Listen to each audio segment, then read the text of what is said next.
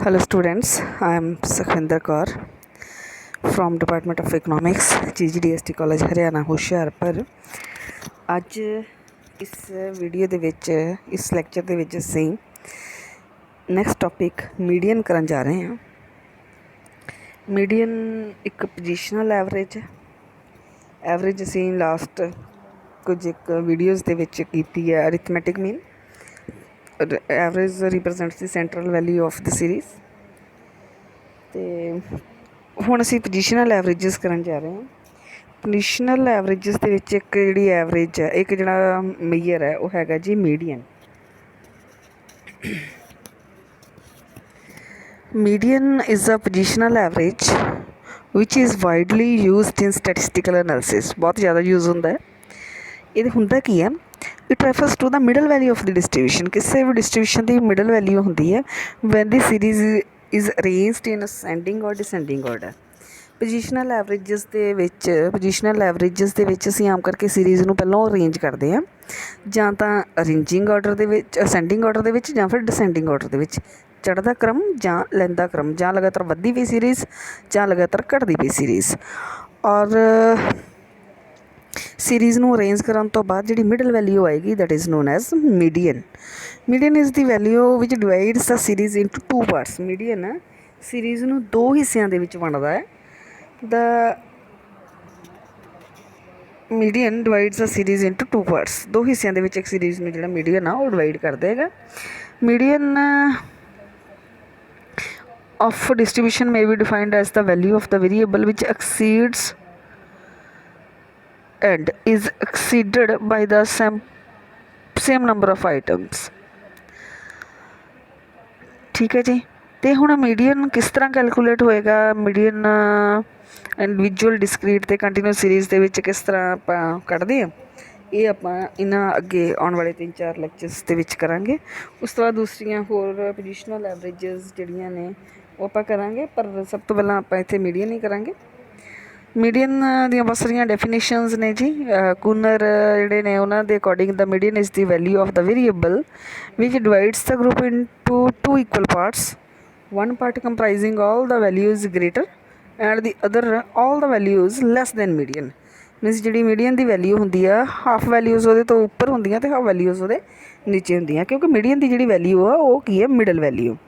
Then ਉਹੀ ਹੈ ਜੀ ਕਿ ਮੀਡੀਅਨ ਨੂੰ ਅਸੀਂ ਐਮ ਦੇ ਨਾਲ ਡਿਨੋਟ ਕਰਦੇ ਹਾਂ, ਕੈਪੀਟਲ ਐਮ ਦੇ ਨਾਲ।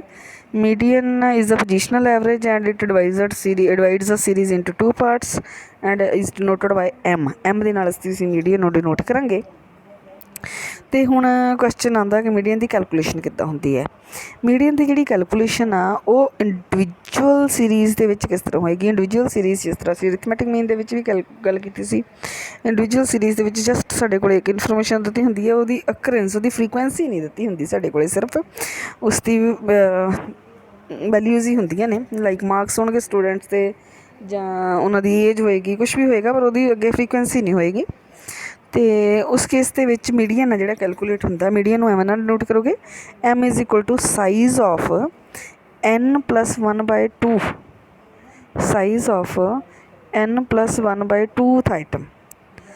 ਇਹ ਹੈਗਾ, ਇਹਨੂੰ ਧਿਆਨ ਦੇ ਵਿੱਚ ਰੱਖਿਓ, n+1/2 where m is median, n is number of items. Individual series ਦੇ ਵਿੱਚ n ਹੈ ਜਿਹੜਾ ਉਹ ਸੀਰੀਅਲ ਨੰਬਰ ਆਫ ਆਈਟਮਸ ਹੋਏਗਾ। ਅਤੇ ਸਟੈਪਸ ਜਿਹੜੇ ਕੈਲਕੂਲੇਸ਼ਨ ਦੇ ਉਹ ਕੀ ਹੋਣਗੇ?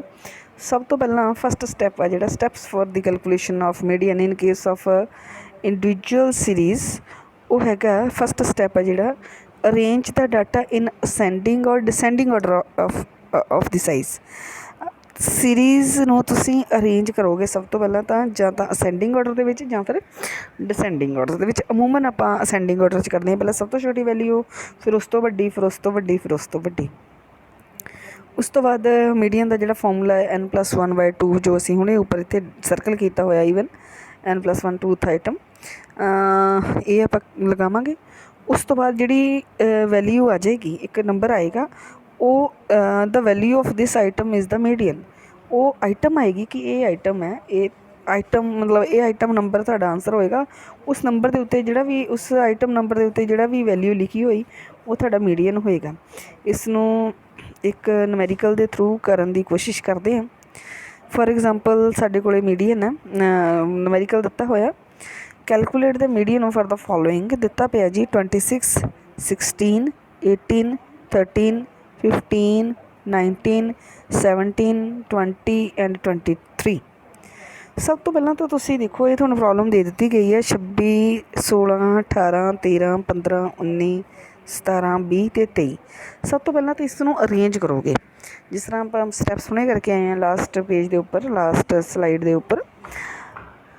ਸਭ ਤੋਂ ਪਹਿਲਾਂ ਤਾਂ ਅਰੇਂਜ ਕਰੋਗੇ ਡਾਟਾ ਇਨ ਅਸੈਂਡਿੰਗ ਆਰਡਰ, ਚੜ੍ਹਦੇ ਕ੍ਰਮ ਦੇ ਵਿੱਚ ਉਸ ਨੂੰ ਅਰੇਂਜ ਕਰ ਦਿਓ। ਅਤੇ ਐਕਸ ਜਿਹੜੀ ਤੁਹਾਡੀ ਆ ਜਾਏਗੀ 13 13 15 16 17 18 19 20 23 ਐਂਡ 26। ਇਹ ਤੁਹਾਡੀ ਸੀਰੀਜ਼ ਬਣ ਜਾਏਗੀ। ਇਹ ਹੈਗਾ ਅਸੈਂਡਿੰਗ ਆਰਡਰ। ਅਸੈਂਡਿੰਗ ਆਰਡਰ ਦੇ ਵਿੱਚ ਸੀਰੀਜ਼ ਹੈ ਜਿਹੜੀ ਆਪਣੀ ਤਿਆਰ ਹੋ ਗਈ ਹੈ। ਨੰਬਰ ਆਫ ਆਈਟਮਸ ਦੇਖੋ ਕਾਊਂਟ ਕਰੋਗੇ 1 2 3 4 5 6 7 8 ਐਂਡ 9 ਹੈ, ਐਨ 9 ਹੋ ਜਾਏਗਾ। ਉਸ ਤੋਂ ਬਾਅਦ ਤੁਸੀਂ ਮੀਡੀਅਨ ਦਾ ਫਾਰਮੂਲਾ ਲਗਾਓਗੇ, ਸਾਈਜ਼ ਆਫ n+1/2th ਆਈਟਮ, ਅਤੇ n ਕਿੰਨਾ ਸੀ ਸਾਡਾ 9, ਨੰਬਰ ਆਫ ਆਈਟਮਸ ਸਾਡੀਆਂ ਕਿੰਨੀਆਂ ਨੇ 9, n ਸਾਡਾ 9 ਹੈ। ਸੌਰੀ ਥੋੜ੍ਹੀ ਜਿਹੀ ਸਲਾਈਡ ਦੇ ਵਿੱਚ ਪ੍ਰੋਬਲਮ ਆ ਗਈ ਹੈ, ਪਲੀਜ਼ ਇਸ ਨੂੰ ਮੈਨੇਜ ਕਰ ਲਈਏ। n number of items 9 plus 1/2, n number of items 1 और 2 जो plus 1/2 ਇਹ ਫਾਰਮੂਲੇ ਦੇ ਵਿੱਚ ਨੇ। ਇਹ ਤੁਹਾਡਾ ਆ ਜਾਏਗਾ 9 + 1/2 10/2 5, ਫਿਫਥ ਆਈਟਮ ਆ ਜਾਏਗਾ। ਹੁਣ ਤੁਸੀਂ ਦੁਬਾਰਾ ਇਸ ਸੀਰੀਜ਼ ਦੇ ਉੱਪਰ ਜਾਓਗੇ, ਇਸ ਸੀਰੀਜ਼ ਦੇ ਵਿੱਚ ਲੈਫਟ ਹੈਂਡ ਸਾਈਡ ਤੋਂ ਕਾਊਂਟ ਕਰੋਗੇ 1 2 3 4 ਐਂਡ 5, ਫਿਫਥ ਨੰਬਰ 'ਤੇ ਤੁਹਾਡੇ ਕੋਲ ਜਿਹੜੀ ਵੈਲਿਊ ਆ 18 ਹੈ, ਅਤੇ ਇਹ 18 ਤੁਹਾਡਾ ਮੀਡੀਅਨ ਹੋਏਗਾ। ਇੱਕ ਨੂਮੈਰੀਕਲ ਮੈਂ ਹੋਰ ਲਿਆ ਹੈ ਤੁਹਾਨੂੰ ਸਮਝਾਉਣ ਦੇ ਲਈ, ਕੈਲਕੂਲੇਟ ਮੀਡੀਅਨ ਐਮ ਲਿਖਿਆ ਹੋਇਆ, ਫਾਈਂਡ ਐਮ ਵੀ ਲਿਖ ਸਕਦਾ ਹੋ। 200 217 316 264 282 317 299 ਐਂਡ 296 ਇਹ ਪ੍ਰੋਬਲਮ ਦਿੱਤੀ ਹੋਈ ਹੈ। ਸਭ ਤੋਂ ਪਹਿਲਾਂ ਤਾਂ ਅਰੇਂਜ ਦਾ ਸੀਰੀਜ਼ ਇਨਟੂ ਅਸੈਂਡਿੰਗ ਆਰਡਰ, ਚੜ੍ਹਦੇ ਕ੍ਰਮ ਦੇ ਵਿੱਚ ਇਸ ਨੂੰ ਅਰੇਂਜ ਕਰੋ। ਇਹ ਆ ਜਾਏਗਾ 200 217 264 282 296 299 316 ਐਂਡ 317। ਉਸ ਤੋਂ ਬਾਅਦ ਮੀਡੀਅਨ ਕੈਲਕੂਲੇਟ ਕਰਨਾ ਹੈ ਜੀ। ਨੰਬਰ ਆਫ ਆਈਟਮ ਸਾਡੇ ਕੋਲ 8, ਨੰਬਰ ਆਫ ਆਈਟਮਸ 8 + 1/2, ਇਹ ਆ ਜਾਏਗਾ ਤੁਹਾਡਾ 4.5th ਆਈਟਮ। ਹੁਣ ਦੇਖੋ ਜਦੋਂ ਤੁਹਾਡੇ ਕੋਲ ਇੱਕ ਡਾਇਰੈਕਟ ਲਾਸਟ ਕੇਸ ਦੇ ਵਿੱਚ ਇਸ ਤਰ੍ਹਾਂ ਆਪਣੀ ਫਿਫਥ ਵੈਲਿਊ ਆ ਗਈ ਤਾਂ ਆਪਾਂ ਕਾਊਂਟ ਕੀਤੀ ਹੈ, ਫਿਫਥ ਵੈਲਿਊ ਸਾਡਾ ਆਨਸਰ ਹੈ। ਸਿਕਸਥ ਆ ਜਾਏਗਾ ਤਾਂ ਕਾਊਂਟ ਕਰਾਂਗੇ ਲੈਫਟ ਹੈਂਡ ਸਾਈਡ ਤੋਂ, ਜਿਹੜਾ 6 ਨੰਬਰ ਤੁਹਾਡਾ ਹੋਏਗਾ ਉਹ ਤੁਹਾਡਾ ਆਨਸਰ ਹੋਏਗਾ। ਪਰ ਹੁਣ ਤੁਹਾਡੇ ਕੋਲ ਇੱਥੇ 4.5 ਆ ਰਿਹਾ। ਜਦੋਂ ਤੁਹਾਡੀ ਇਸ ਤਰ੍ਹਾਂ ਕੋਈ ਹਾਫ ਵੈਲਿਊ ਵਿੱਚ ਆ ਰਹੀ ਹੈ ਦੈਨ ਉਸ ਦੀ ਪ੍ਰੀਵੀਅਸ, ਦੈਨ ਉਸ ਦੀ ਨੈਕਸਟ ਵੈਲਿਊ, ਲਾਈਕ 4.5 ਹੈ ਜਿਹੜਾ ਤੁਹਾਡਾ, ਇਹਦੀ ਜਿਹੜੀ ਪ੍ਰੀਵੀਅਸ ਵੈਲਿਊ ਕਿਹੜੀ ਹੋਈ 4th, ਐਂਡ ਨੈਕਸਟ ਵੈਲਿਊ ਕਿਹੜੀ ਹੋਈ 5th। ਇਹ ਦੋਨਾਂ ਦੇ ਇਨ ਬਿਟਵੀਨ ਆ ਰਿਹਾ 4th value and 5th value ਦੇ ਸੈਂਟਰ 'ਚ ਆ ਰਿਹਾ। ਅਤੇ ਤੁਸੀਂ ਇੱਥੇ 4th ਅਤੇ 5th ਵੈਲਿਊ ਜਿਹੜੀਆਂ ਪੋਜੀਸ਼ਨਸ ਆ, ਇਹਨਾਂ ਪੋਜੀਸ਼ਨਸ ਦੇ ਉੱਪਰ ਜਿਹੜੀਆਂ ਵੈਲਿਊਜ਼ ਹੋਣਗੀਆਂ ਦੋਨਾਂ ਨੂੰ ਐਡ ਕਰੋਗੇ ਅਤੇ 2 ਨਾਲ ਡਿਵਾਈਡ ਕਰ ਦੋਗੇ। ਹੁਣ ਦੇਖੋ 4th ਪੋਜੀਸ਼ਨ ਦੇ ਉੱਪਰ ਸਾਡੇ ਕੋਲ ਵੈਲਿਊ 282 ਹੈ, ਐਂਡ 5th ਪੋਜੀਸ਼ਨ ਦੇ ਉੱਪਰ ਸਾਡੇ ਕੋਲ ਵੈਲਿਊ 296 ਹੈ। 282 ਅਤੇ 296 ਨੂੰ ਐਡ ਕਰਕੇ 2 ਨਾਲ ਡਿਵਾਈਡ ਕਰ ਦਾਂਗੇ, ਸਾਡਾ ਜਿਹੜਾ ਆਨਸਰ ਹੈ 289 ਜਿਹੜਾ ਆ ਜਾਏਗਾ। ਇਸ ਤਰ੍ਹਾਂ ਤੁਸੀਂ ਇੰਡੀਵਿਜੂਅਲ ਸੀਰੀਜ਼ ਦੇ ਵਿੱਚ ਜਿਹੜੀ ਕੈਲਕੂਲੇਸ਼ਨ ਆ ਮੀਡੀਅਨ ਦੀ ਉਹ ਕਰ ਲਓਗੇ। ਇਸ ਤਰ੍ਹਾਂ ਅਸੀਂ ਉਹਦੀ ਕੈਲਕੂਲੇਸ਼ਨ ਹੈ ਜਿਹੜੀ ਉਹ ਕਰਦੇ ਹਾਂ। ਅਤੇ ਨੈਕਸਟ ਹੈ ਡਿਸਕਰੀਟ ਸੀਰੀਜ਼।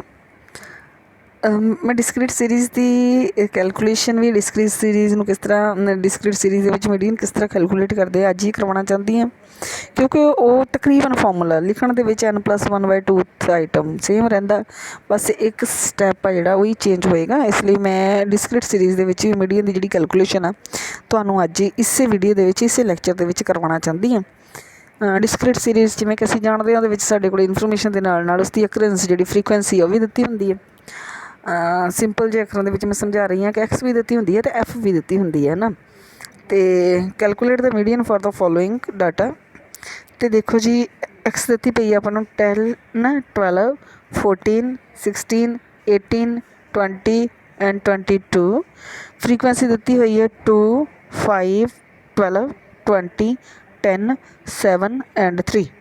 ਅਤੇ ਫਾਰਮੂਲਾ ਦੇਖੋ ਲਿਖਣ ਦੇ ਵਿੱਚ ਫਾਰਮੂਲਾ ਠੀਕ ਉਸੇ ਤਰ੍ਹਾਂ ਦਾ ਹੈ ਜੀ ਜਿਸ ਤਰ੍ਹਾਂ ਦਾ ਫਾਰਮੂਲਾ ਸਾਡਾ ਇੰਡੀਵਿਜੂਅਲ ਸੀਰੀਜ਼ ਦੇ ਵਿੱਚ ਸੀ। n+1/2 ਆਈਟਮ ਹੀ ਹੈ, ਲਿਖਣ ਦੇ ਵਿੱਚ ਉਹੀ ਹੋਏਗਾ ਜੀ। ਅਤੇ n ਇੱਥੇ ਨੰਬਰ ਆਫ ਆਈਟਮਸ ਨਹੀਂ ਹੋਏਗਾ। ਮੈਂ ਫਿਰ ਦੱਸਦੀ ਹਾਂ, ਇਹ ਮੈਂ ਜਦੋਂ ਅਸੀਂ ਮੀਡੀਅਨ ਕੀਤਾ ਸੀ ਉੱਥੇ ਵੀ ਗੱਲ ਕੀਤੀ ਸੀ ਕਿ ਜਦੋਂ ਵੀ ਕਦੀ ਫਰੀਕੁਐਂਸੀ ਤੁਹਾਨੂੰ ਦਿੱਤੀ ਹੋਵੇ, ਮਤਲਬ ਜੋ ਤੁਹਾਡੀ ਇੰਡੀਵਿਜੂਅਲ ਸੀਰੀਜ਼ ਨਾ ਹੋ ਕੇ ਡਿਸਕ੍ਰੀਟ ਸੀਰੀਜ਼ ਹੋਵੇ ਜਾਂ ਕੰਟੀਨਿਊਸ ਸੀਰੀਜ਼ ਹੋਵੇ, ਅਤੇ n ਸਮੇਸ਼ਨ ਐਫ ਹੀ ਹੁੰਦੀ ਹੈ। n+1/2 ਆਈਟਮ ਜਿਹੜੀ ਆਪਾਂ करांगे, n is a summation f number of items. तो x आपको दे दिया 10, 12, 14, 16, 18, 20 एंड 22। फ्रीक्वेंसी आपकी है 2, 5, 12, 20, 10, 7 एंड 3। तो कम्युलेटिव फ्रीक्वेंसी आपने कैलकुलेट करनी है। कम्युलेटिव फ्रीक्वेंसी कैलकुलेट कैसी होएगी? 2 सिंपल फ्रीक्वेंसी आपने आपसे नोट की है 2, ऐसे ही 2 + 5 नेक्स्ट फ्रीक्वेंसी जो 7 हो जाएगा, 7 + नेक्स्ट फ्रीक्वेंसी 12 19 हो जाएगा, 19 + नेक्स्ट फ्रीक्वेंसी 20 39 हो जाएगा, 39 + नेक्स्ट फ्रीक्वेंसी 10 49 हो जाएगा, 49 + नेक्स्ट फ्रीक्वेंसी 7 56 हो जाएगा, 56 + नेक्स्ट फ्रीक्वेंसी 3 ये 59 हो जाएगा। तो अब आपने देखा कि आपका जो कम्युलेटिव फ्रीक्वेंसी है 59 इसका मैक्सिमम है। तो आप एफ को भी ऐड करोगे, फ्रीक्वेंसी को भी ऐड करोगे। तो जो ਅਸੀਂ फ्रीक्वेंसी ਨੂੰ ਵੀ ऐड ਕਰਦੇ ਹਾਂ ਤੇ ਆਪਾਂ ਦੇਖਦੇ ਹਾਂ ਕਿ ਇਹ 59 ਹੋ ਰਹੀ ਹੈ, ਔਰ ਜਦੋਂ ਤੁਹਾਡੀ ਫਰੀਕੁਐਂਸੀ ਦਾ ਟੋਟਲ ਐਂਡ ਤੁਹਾਡੀ ਕਮਿਊਲੇਟਿਵ ਫਰੀਕੁਐਂਸੀ ਦਾ ਮੈਕਸਿਮਮ ਸੇਮ ਹੈ, ਇੱਥੇ ਤੱਕ ਇਹ ਕਲੀਅਰ ਹੋ ਜਾਂਦਾ ਕਿ ਤੁਹਾਡੀ ਜਿਹੜੀ ਕੈਲਕੂਲੇਸ਼ਨ ਹੈ ਉਹ ਠੀਕ ਹੈ। ਉਸ ਤੋਂ ਬਾਅਦ ਅਸੀਂ ਆਈਟਮਸ ਔਰ ਗਰੁੱਪ ਮੈਂ ਇੱਥੇ ਬਣਾਏ ਹੋਏ ਆ। ਇੱਥੇ ਇਹ ਆਈਟਮਸ ਅਤੇ ਗਰੁੱਪਸ ਬਣਾਉਣਾ ਬਹੁਤ ਕੰਪਲਸਰੀ ਨਹੀਂ ਹੁੰਦਾ, ਸਟਾਰਟਿੰਗ ਦੇ ਵਿੱਚ ਤੁਸੀਂ ਬਣਾ ਲਓ, ਉਸ ਤੋਂ ਬਾਅਦ ਤੁਹਾਡਾ ਐਕਸਪੀਰੀਅੰਸ ਹੋ ਜਾਏਗਾ। ਇਹ ਜੋ ਗਰੁੱਪਸ ਲਿਖੇ ਨੇ ਮੈਂ ਇੱਥੇ ਜਾਂ ਆਈਟਮਸ ਬਣਾਈਆਂ ਨੇ, ਇਹ ਮੈਂ ਕਮਿਊਲੇਟਿਵ ਫਰੀਕੁਐਂਸੀ ਤੋਂ ਬਣਾਈਆਂ ਨੇ। 1 2 ਕਮਿਊਲੇਟਿਵ ਮੈਕਸੀਮਮ ਕਿੰਨਾ ਹੈ 2, ਉਸ ਤੋਂ ਬਾਅਦ ਨੈਕਸਟ 3 ਹੋਏਗਾ, ਕਮਿਊਲੇਟਿਵ ਦਾ ਮੈਕਸੀਮਮ ਕਿੰਨਾ ਹੈ 7, ਉਸ ਤੋਂ ਬਾਅਦ 8, ਕਮਿਊਲੇਟਿਵ ਦਾ ਮੈਕਸੀਮਮ ਕਿੰਨਾ ਹੈ 19, 19 ਤੋਂ ਬਾਅਦ 20, 20 ਤੋਂ ਬਾਅਦ ਮੈਕਸੀਮਮ ਕਮਿਊਲੇਟਿਵ ਫਰੀਕੁਐਂਸੀ ਦਾ 39, 39 ਤੋਂ ਬਾਅਦ 40, ਕਮਿਊਲੇਟਿਵ ਦਾ ਫਰੀਕੁਐਂਸੀ ਦਾ ਮੈਕਸੀਮਮ 49, ਉਸ ਤੋਂ ਬਾਅਦ 50, ਕਮਿਊਲੇਟਿਵ ਫਰੀਕੁਐਂਸੀ ਦਾ 56, ਦੈਨ 57 ਟੂ ਕਮਿਊਲੇਟਿਵ ਫਰੀਕੁਐਂਸੀ ਤੁਹਾਡੀ ਜਾ ਰਹੀ ਹੈ 59 ਤੱਕ। ਇਸ ਤਰ੍ਹਾਂ ਤੁਸੀਂ ਬਣਾ ਲਓਗੇ। ਦੈਨ ਫਾਰਮੂਲਾ ਲਿਖਦੇ ਹਾਂ ਜੀ, m = ਮੀਡੀਅਨ = n+1/2 ਆਈਟਮ।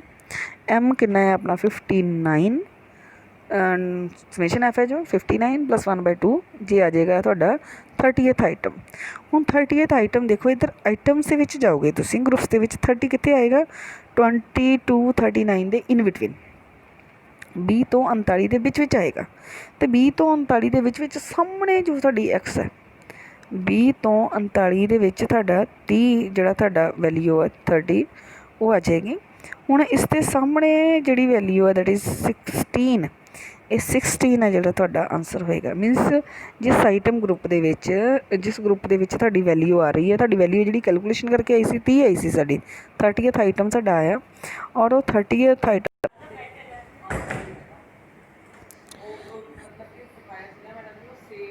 ਦੇਖੋ 30th ਆਈਟਮ ਹੈ, ਅਤੇ 30th ਆਈਟਮ ਸਾਡੀ 20 to 39 ਦੇ 20 to 39 ਦੇ ਵਿੱਚ 20 to 39 ਦੇ ਇਨ ਬਿਟਵੀਨ ਸਾਡਾ ਜਿਹੜਾ ਆ ਰਿਹਾ 30 ਸਾਡਾ, ਔਰ 30 ਇਹਨਾਂ ਦੇ ਸਾਹਮਣੇ, ਇਸ ਗਰੁੱਪ ਦੇ ਸਾਹਮਣੇ ਜਿਹੜੀ ਵੈਲਿਊ ਹੈ ਐਕਸ ਦੀ ਵੈਲਿਊ 16 ਹੈ, ਅਤੇ ਸਾਡਾ ਜਿਹੜਾ ਮੀਡੀਅਨ ਆ ਉਹ 16 ਹੋਏਗਾ। ਇਸ ਤਰ੍ਹਾਂ ਤੁਸੀਂ ਇੰਡੀਵਿਜੂਅਲ ਅਤੇ ਡਿਸਕ੍ਰੀਟ ਸੀਰੀਜ਼ ਦੇ ਵਿੱਚ ਮੀਡੀਅਨ ਕੈਲਕੂਲੇਟ ਕਰਦੇ ਹੋ। ਜੇ ਨਵੇਂ ਨਿਊਮੈਰੀਕਲ ਤੁਹਾਡੇ ਹੈਗੇ ਨੇ ਉਹ ਤੁਸੀਂ ਕੈਲਕੂਲੇਟ ਕਰ ਲੈਣਾ, ਕੱਢ ਲੈਣਾ।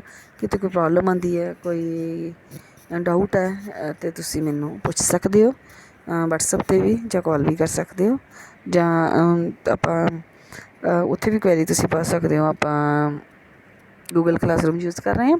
Thank you very much.